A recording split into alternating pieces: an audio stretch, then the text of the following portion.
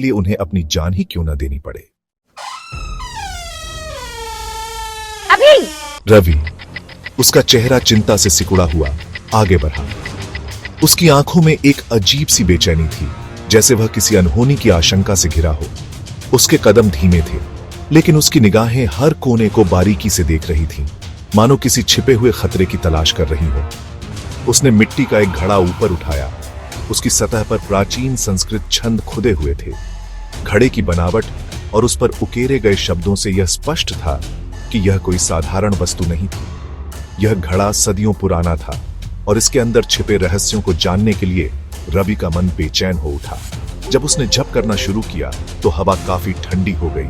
उसकी आवाज एक नीची, सम्मोहक गुंजन थी। उसकी आवाज में एक अजीब सी शक्ति थी जो कमरे की हर चीज को हिला रही थी।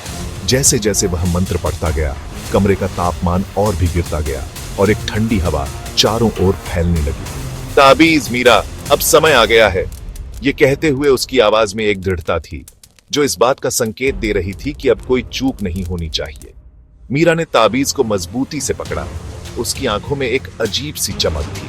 ताबीज पॉलिश किए हुए ऑब्सीडियन का एक छोटा सा ताबीज मीरा के कांपते हाथों में एक फीकी अंदरूनी रोशनी से धड़क रहा था। ताबीज की चमक धीरे धीरे बढ़ रही थी और उसके साथ ही मीरा का आत्मविश्वास भी।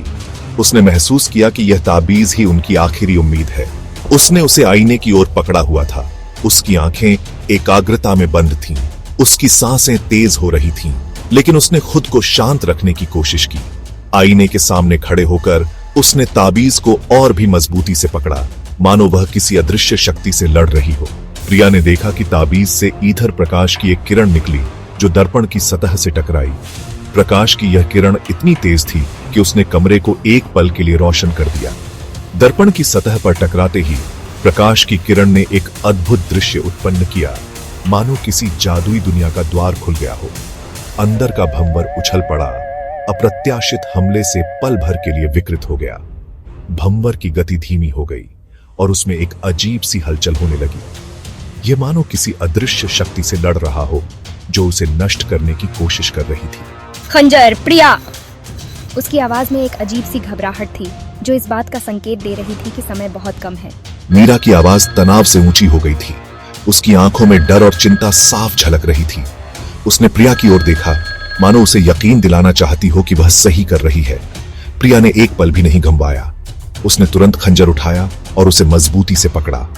उसकी आंखों में एक अजीब सी दृढ़ता थी जो इस बात का संकेत दे रही थी कि वह किसी भी कीमत पर इस काम को पूरा करेगी। वह आगे कूद पड़ी, खंजर को आईने के भीतर घूमते हुए अंधेरे के बिल्कुल बीच में पटक दिया। खंजर ने दर्पण की सतह को चीरते हुए अंदर प्रवेश किया और एक तेज आवाज के साथ भंवर के बीच में जा धंसा।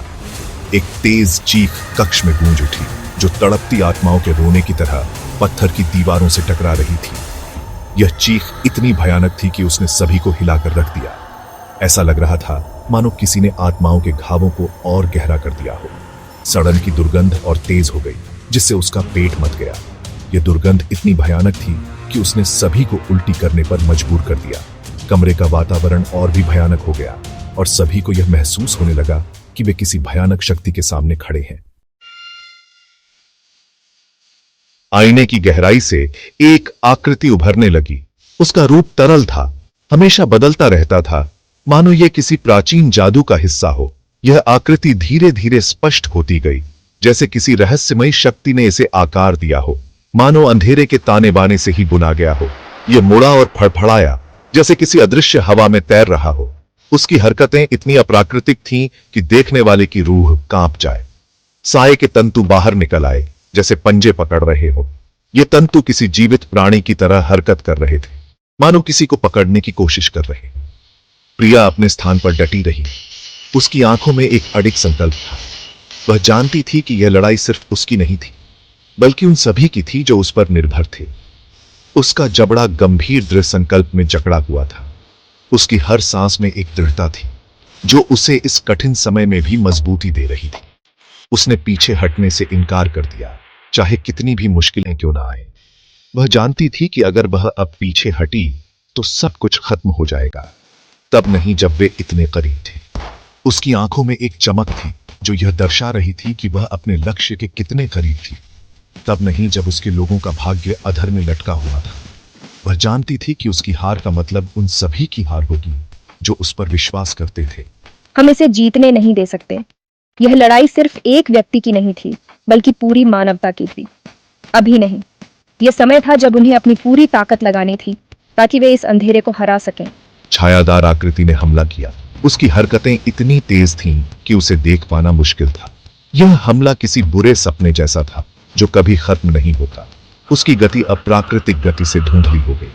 यह मानो समय और स्थान की सीमाओं को तोड़ रहा हो। प्रिया ने उसके हमले को रोक दिया।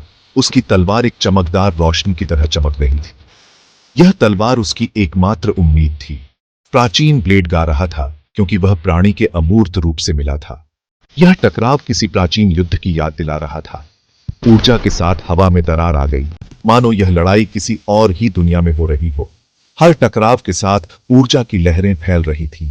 मंदिर के पत्थर विरोध में कराह उठे। यह स्थान भी इस लड़ाई की गवाही दे रहा था, मानो यह भी इस संघर्ष का हिस्सा हो। रवि का जप जोर से होता गया। उसकी आवाज में एक अजीब सी शक्ति थी। यह झप मानो इस अंधेरे को खत्म करने की कोशिश कर रहा हो। उसकी आवाज प्रयास से भारी हो गई, मानो वह अपनी सारी शक्ति इस झप में लगा रहा हो। यह झप उसकी आत्मा की गहराई से निकल रहा था। जबकि मीरा अपने पैरों पर लड़खड़ा गई, उसकी ताकत खत्म हो रही थी, लेकिन उसने हार मानने से इनकार कर दिया। ताबीज से निकलने वाली रोशनी खतरनाक रूप से टिमटिमा रही थी। यह ताबीज उनकी एकमात्र उम्मीद थी, लेकिन यह भी अब कमजोर पड़ रहा था। वे इसे कमजोर कर रहे थे, लेकिन यह अभी भी बहुत ताकतवर था। यह लड़ाई अभी खत्म नहीं हुई थी। प्रिया इसे महसूस कर सकती थी।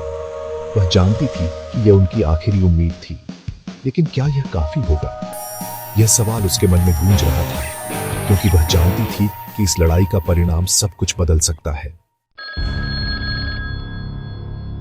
प्रिया, अभी! रवि हांफने लगा। उसकी आवाज कर्कश थी। यही उसका मौका था। अपनी सारी ताकत जुटाकर प्रिया ने खंजर को अपने सिर के ऊपर उठा लिया। मेरे लोगों के लिए, रोशनी के लिए।